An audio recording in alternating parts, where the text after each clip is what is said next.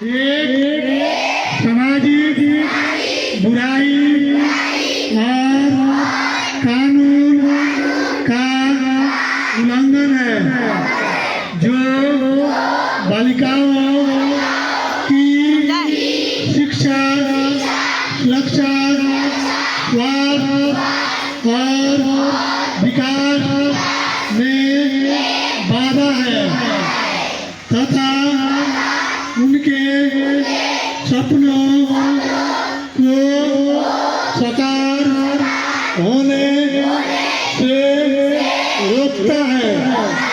इसलिए मैं शपथ लेता, लड़की सब बोलेगी लेती हूँ कि मैं बाल विवाह के खिलाफ हर संभव प्रयास करूंगा।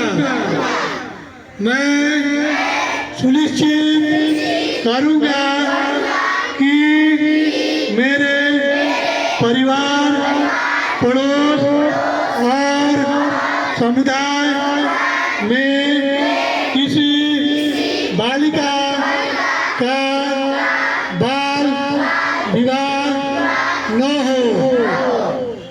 मैं बाल विवाह के किसी भी प्रयास की सूचना पंचायत और सरकार को दूंगा।